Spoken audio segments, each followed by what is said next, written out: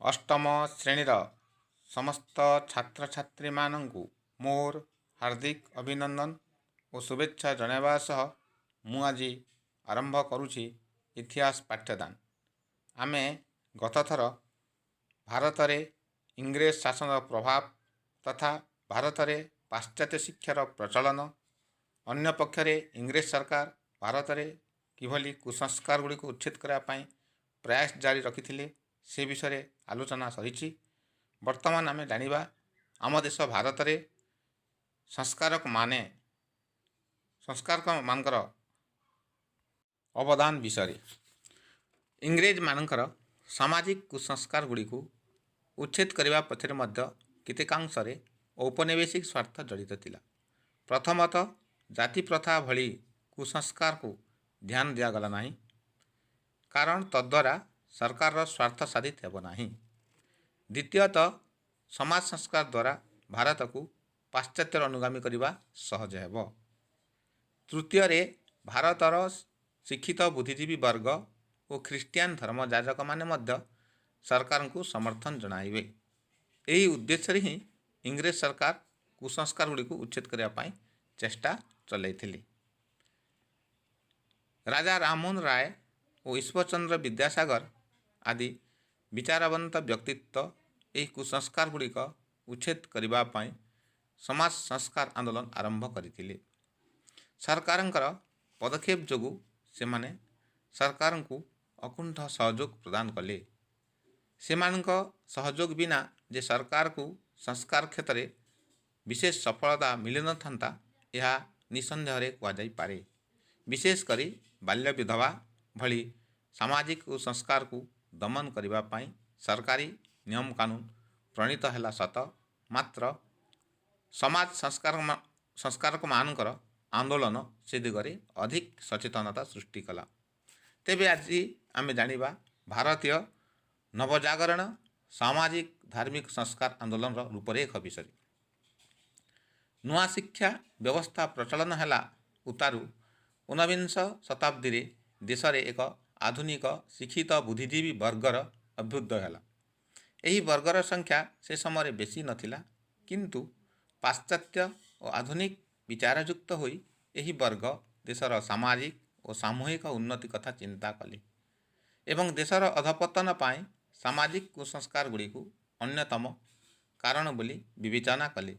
ଦେଶକୁ ଏକ ଆଧୁନିକ ଓ ଉନ୍ନତ ରାଷ୍ଟ୍ର ଭାବେ ଗଢ଼ିବାକୁ ହେଲେ ଶିକ୍ଷାର ପ୍ରସାର ସହିତ କୁସଂସ୍କାର ଦୂର କରିବାକୁ ଏହି ବୁଦ୍ଧିଜୀବୀମାନେ ସଂସ୍କାରକର ଭୂମିକା ନେଇ ଜନଚେତନା ସୃଷ୍ଟି କଲେ ଏବଂ କୁସଂସ୍କାର ଗୁଡ଼ିକୁ ଉଚ୍ଛେଦ କରିବାରେ ଇଂରେଜ ସରକାରକୁ ସହଯୋଗ କଲେ। ବର୍ତ୍ତମାନ ଆମେ ଜାଣିବା ଭାରତୀୟ ନବଜାଗରଣ ପୁରୋଧା, ଭାରତୀୟ ନବଜାଗରଣର ଜନକ ରାଜା ରାମମୋହନ ରାୟଙ୍କ ବିଷୟରେ ଓ ତାଙ୍କର ସଂଗଠନ ବ୍ରାହ୍ମ ସମାଜ ବିଷୟରେ। ଊନବିଂଶ ଶତାବ୍ଦୀରେ ଆରମ୍ଭ ହୋଇଥିବା ସମାଜ ସଂସ୍କାର ଆନ୍ଦୋଳନର ପୁରୋଧା ଥିଲେ ରାଜା ରାମମୋହନ ରାୟ। ସେ ଜାଣିଥିଲେ ଯେ ଧର୍ମରେ କୁସଂସ୍କାର ଗୁଡ଼ିକର ଅନୁପ୍ରବେଶ ଭାରତୀୟ ସମାଜର ଦୁର୍ଗତି ପାଇଁ ଦାୟୀ। ତେଣୁ ସମାଜରେ ସଂସ୍କାର ଆଣିବା ନିମିତ୍ତ ସେ କଲିକତା, ଯାହାକି ବର୍ତ୍ତମାନ କୋଲକାତା ଭାବରେ ପରିଚିତ, 1828 ମସିହାରେ ବ୍ରାହ୍ମ ସଭା ସ୍ଥାପନ କରିଥିଲେ। ଏହା ପରବର୍ତ୍ତୀ ସମୟରେ 1830 ମସିହାରେ ବ୍ରାହ୍ମ ସମାଜ ଭାବରେ ନାମିତ ହୋଇଥିଲା।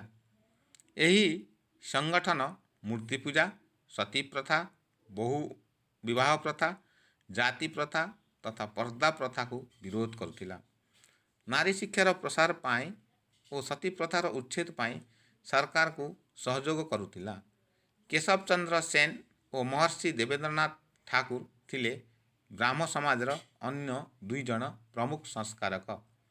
ସଂସ୍କାର ଆନ୍ଦୋଳନକୁ ବ୍ୟାପକ କରିବା ଉଦ୍ଦେଶ୍ୟରେ ଏହି ବ୍ରାହ୍ମ ସମାଜର ଶାଖା ଯଥାକ୍ରମେ ମାନ୍ଦ୍ରାଜ, ଯାହାକି ଚେନ୍ନାଇ, ଓ ବମ୍ବେ, ମୁମ୍ବାଇଠାରେ ଗଠିତ ହୋଇଥିଲା। ରାଜା ରାମମୋହନ ରାୟ ସଂସ୍କୃତ, ପାର୍ସୀ, ଆରବୀୟ, ହିନ୍ଦୀ, ଇଂରାଜୀ, ଲାଟିନ, ଫରାସୀ ଓ ବଙ୍ଗଳା ଭାଷା ଜାଣିଥିଲେ। ପ୍ରାଚ୍ୟ ଓ ପାଶ୍ଚାତ୍ୟ ଦର୍ଶନର ସମନ୍ୱିତ ଅଧ୍ୟୟନ ବିନା ପ୍ରକୃତ ଜ୍ଞାନ ସମ୍ଭବ ନୁହେଁ ବୋଲି ସେ କହୁଥିଲେ। ବର୍ତ୍ତମାନ ଆମେ ଜାଣିବା ଆଉ ଜଣେ ସମାଜ ସଂସ୍କାରକ ବିଷୟରେ, ସ୍ୱାମୀ ବିବେକାନନ୍ଦ ଓ ରାମକୃଷ୍ଣ ମିଶନ।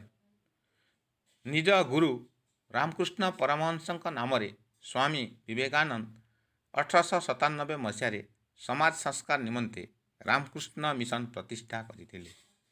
ବିବେକାନନ୍ଦ ଥିଲେ ଜଣେ ମାନବବାଦୀ। ମାନବ ସେବା ହିଁ ଈଶ୍ୱର ସେବା ବୋଲି ସେ କହୁଥିଲେ। ସମାଜରେ ସମାନତା, ବ୍ୟକ୍ତି ସ୍ୱାଧୀନତା ଓ ମୁକ୍ତ ବିଚାରକୁ ମହତ୍ତ୍ୱ ଦେବାକୁ ହେଲେ ଜାତି ପ୍ରଥା, କୁସଂସ୍କାର ଓ ଅନ୍ଧବିଶ୍ୱାସକୁ ବିରୋଧ କରିବାକୁ ହେବ ବୋଲି ସେ ଯୁକ୍ତି କରୁଥିଲେ। ଜନସେବାକୁ ଧର୍ମ ସଂସ୍କାରର ମୂଳ ଆଧାର ରୂପେ ପ୍ରତିଷ୍ଠା କରିବାକୁ ଯାଇ ରାମକୃଷ୍ଣ ମିଶନ ଅନେକ ସଂଖ୍ୟାରେ ବିଦ୍ୟାଳୟ, ଚିକିତ୍ସାଳୟ, ପାଠାଗାର ତଥା ଅନାଥାଶ୍ରମମାନ ସ୍ଥାପନ କରିଥିଲା। କେବଳ ବଙ୍ଗ ରାଜ୍ୟରେ ଯେ ଜନଚେତନା ଜାଗ୍ରତ ଥିଲା ସେପରି ନୁହଁ। ଆମେ ବର୍ତ୍ତମାନ ଜାଣିବା ପଶ୍ଚିମ ଭାରତରେ ମଧ୍ୟ ସମାଜ ସଂସ୍କାରକମାନଙ୍କର ଜାଗ୍ରତ ଥିଲା। ତନ୍ମଧ୍ୟରୁ ମହାଦେବ ଗୋବିନ୍ଦ ରାନାଡେ ଓ ପ୍ରାର୍ଥନା ସମାଜ ବିଷୟରେ ଆମେ ଜାଣିବା। ଧର୍ମ ଓ ସମାଜକୁ କୁସଂସ୍କାରରୁ ମୁକ୍ତ କରିବାର ଚିନ୍ତାଧାରା ବଙ୍ଗଦେଶରୁ ଆରମ୍ଭ ହୋଇ ଦେଶର ଅନ୍ୟାନ୍ୟ ଅଞ୍ଚଳକୁ ପ୍ରସାରିତ ହେଲା। ମହାଦେବ ଗୋବିନ୍ଦ ରାନାଡେ ବମ୍ବେଠାରେ 1867 ମସିହାରେ ପ୍ରାର୍ଥନା ସମାଜ ପ୍ରତିଷ୍ଠା କରିଥିଲେ। ରାମକୃଷ୍ଣ ଭଣ୍ଡାରକର ଥିଲେ ତାଙ୍କର ପ୍ରମୁଖ ସହଯୋଗୀ। ପ୍ରାର୍ଥନା ସମାଜ ଜାତି ପ୍ରଥା ଓ ଅସ୍ପୃଶ୍ୟତାର ତୀବ୍ର ବିରୋଧ କରୁଥିଲା ଏବଂ ବିଧବା ବିବାହ, ନାରୀ ଶିକ୍ଷା ଓ ହିନ୍ଦୁ ମୁସଲମାନ ଏକତାର ବଡ଼ ସମର୍ଥକ ଥିଲା। ରାନାଡେ କହୁଥିଲେ ଯେ ହିନ୍ଦୁ ମୁସଲମାନ ଏକତା ବିନା ଭାରତ ଭଳି ଏକ ବିଶାଳ ରାଷ୍ଟ୍ରର ଉନ୍ନତି ସମ୍ଭବ ନୁହେଁ। ଲୋକହିତକାରୀ ଜ୍ୟୋତିବା ରାଓ ଫୁଲେ ଓ ଗୋପାଳ ହରି ଦେଶମୁଖ ମହାରାଷ୍ଟ୍ରର ଅନ୍ୟ ଦୁଇ ଜଣ ପ୍ରମୁଖ ସମାଜ ସଂସ୍କାରକ ଥିଲେ। ସେମାନେ ମଧ୍ୟ ମହାରାଷ୍ଟ୍ରରେ ସମାଜ ସଂସ୍କାର ଆଣିବାରେ ଅନେକ କାର୍ଯ୍ୟ କରିଥିଲେ। ବର୍ତ୍ତମାନ ଆମେ ଆସିବା ଉତ୍ତର ଭାରତକୁ। ଉତ୍ତର ଭାରତରେ ସ୍ୱାମୀ ଦୟାନନ୍ଦ ସରସ୍ୱତୀ, ଯିଏକି 1824ରୁ 1883 ପର୍ଯ୍ୟନ୍ତ ରହିଥିଲେ ଓ ସେ ଆର୍ଯ୍ୟ ସମାଜ ଗଠନ କରିଥିଲେ। ପଶ୍ଚିମ ଓ ଉତ୍ତର ଭାରତରେ ଦୟାନନ୍ଦ ସରସ୍ୱତୀ ଧର୍ମ ଓ ସମାଜ ସଂସ୍କାର ଆନ୍ଦୋଳନକୁ ବ୍ୟାପକ କରିଥିଲେ। ଏଥିପାଇଁ ସେ 1875 ମସିହାରେ ଆର୍ଯ୍ୟ ସମାଜ ସ୍ଥାପନ କରିଥିଲେ। ଦୟାନନ୍ଦଙ୍କ ମତରେ ବେଦ ହେଲା ସମସ୍ତ ଜ୍ଞାନର ମୂଳ ଉତ୍ସ। ତହିଁରେ କୁସଂସ୍କାର ଓ ଅନ୍ଧବିଶ୍ୱାସର ସ୍ଥାନ ନାହିଁ। ବେଦର ପ୍ରଚାରକ ଭାବରେ ସେ ଜାତିଭେଦ, ବାଲ୍ୟ ବିବାହ ଓ ସାମାଜିକ ଭେଦଭାବକୁ ବିରୋଧ କରୁଥିଲେ ଏବଂ ବିଧବା ବିବାହକୁ ଦୃଢ଼ ସମର୍ଥନ କରୁଥିଲେ। ଏହା ବ୍ୟତୀତ ସମାଜକୁ ସଂସ୍କାର ଆଣିବାରେ ଈଶ୍ୱରଚନ୍ଦ୍ର ବିଦ୍ୟାସାଗର, କେରଳର ନାରାୟଣ ଗୁରୁ ଆଦି ସଂସ୍କାର କ୍ଷେତ୍ରରେ ସମାଜକୁ ତୀବ୍ର କରିଥିଲେ। ବର୍ତ୍ତମାନ ଆମେ ଜାଣିବା ଆମ ଓଡ଼ିଶାର କଥା। ଓଡ଼ିଶାରେ ଫକୀରମୋହନ ସେନାପତି, ମଧୁସୂଦନ ରାଓ, ପ୍ୟାରୀମୋହନ ଆଚାର୍ଯ୍ୟ ଆଦି ନିଜ ରଚନା ମାଧ୍ୟମରେ, ସାହିତ୍ୟ ମାଧ୍ୟମରେ ବାଲ୍ୟ ବିବାହର ତୀବ୍ର ବିରୋଧ କରିଥିଲେ ଏବଂ ବିଧବା ବିବାହ, ନାରୀ ଶିକ୍ଷା ଏବଂ ମାତୃଭାଷା ମାଧ୍ୟମରେ ଶିକ୍ଷାର ପ୍ରସାର ପାଇଁ ଯୁକ୍ତି କରିଥିଲେ। ଊନବିଂଶ ଶତାବ୍ଦୀର ଉତ୍ତରାର୍ଦ୍ଧରେ ହରିହର ଦାସ ଶର୍ମା ନାମକ ଜଣେ ପଣ୍ଡିତ ସଂସ୍କୃତ ସହିତ ଇଂରାଜୀ, ଗ୍ରୀକ୍ ଓ ଲାଟିନ୍ ଆଦି ଭାଷାରେ ଶିକ୍ଷା ପାଇଁ ପୁରୀଠାରେ ଏକ ନୂତନ ଧରଣର ସଂସ୍କୃତ ବିଦ୍ୟାଳୟ ସ୍ଥାପନ କରିଥିଲେ। ସେତେବେଳେ ରକ୍ଷଣଶୀଳ ହିନ୍ଦୁମାନେ କାଗଜ ଓ କଲମ ସାହାଯ୍ୟରେ ଅଧ୍ୟୟନ କଲେ ଜାତିଯିବ ବୋଲି କହୁଥିଲେ। ଏହାର ବିରୋଧରେ ହରିହର ଲୋକମାନଙ୍କୁ କାଗଜ କଲମ ବ୍ୟବହାର କରିବାକୁ ଉତ୍ସାହିତ କରିଥିଲେ। ସାମାଜିକ ଧାର୍ମିକ ସଂସ୍କାର ଆନ୍ଦୋଳନର ଏକ ଦୁର୍ବଳତା ଥିଲା ଯେ ଏହା କେବଳ ସମାଜର ମଧ୍ୟମ ଓ ଉଚ୍ଚବର୍ଗ ମଧ୍ୟରେ ସୀମିତ ଥିଲା। ସମାଜର ସାଧାରଣ ବର୍ଗରେ ଏହାର ପ୍ରଭାବ ବିଶେଷ ଭାବେ ଅନୁଭୂତ ହୋଇନଥିଲା। ଦ୍ୱିତୀୟତଃ ଏହି ସାମାଜିକ ଆନ୍ଦୋଳନ ପଛରେ ସଂସ୍କାରକମାନଙ୍କର ଯେଉଁ ଉଦ୍ଦେଶ୍ୟ ଥିଲା ତାହା ଇଂରେଜ ସରକାରଙ୍କର ଉଦ୍ଦେଶ୍ୟ ଠାରୁ ସମ୍ପୂର୍ଣ୍ଣ ଭିନ୍ନ ଥିଲା। କେତୋଟି ନିର୍ଦ୍ଦିଷ୍ଟ କୁସଂସ୍କାରକୁ ଉଚ୍ଛେଦ କରିବା ପାଇଁ ଆଇନ ପ୍ରଣୟନ ବେଳେ ଔପନିବେଶିକ ସ୍ୱାର୍ଥ ସାଧନ ସରକାରଙ୍କର ଉଦ୍ଦେଶ୍ୟ ଥିଲା। ମାତ୍ର ସଂସ୍କାରକମାନେ ରାଷ୍ଟ୍ର ଗଠନ ଓ ରାଷ୍ଟ୍ରର ଉନ୍ନତି ଚାହୁଁଥିଲେ। ଏହି କାରଣରୁ ସେମାନଙ୍କୁ ଆବଶ୍ୟକ ମାତ୍ରାରେ ସରକାରଙ୍କ ପକ୍ଷରୁ ସହଯୋଗ ମିଳୁନଥିଲା। ଉଦାହରଣ ସ୍ୱରୂପ ସଂସ୍କାରକମାନେ ଚାହୁଁଥିଲେ ମାତୃଭାଷା ମାଧ୍ୟମରେ ଆଧୁନିକ ଶିକ୍ଷା ଓ ନାରୀ ଶିକ୍ଷାର ପ୍ରସାର, ମାତ୍ର ଏଥିପାଇଁ ସରକାରଙ୍କର ସହଯୋଗ ମିଳିନଥିଲା। ଊନବିଂଶ ଶତାବ୍ଦୀର ଏହି ସଂସ୍କାର ଆନ୍ଦୋଳନ ପରବର୍ତ୍ତୀ ସମୟରେ ଲୋକମାନଙ୍କ ମନରୁ ନିଜର ସଂସ୍କୃତି ଓ ସାମାଜିକ ପରମ୍ପରାକୁ ନେଇ ରହିଥିବା ହୀନମନ୍ୟତା ଦୂର କରିବାରେ ତଥା ସ୍ୱାଧୀନତା ସଂଗ୍ରାମକୁ ଦୃଢ଼ କରିବାରେ ସହାୟକ ହୋଇଥିଲା।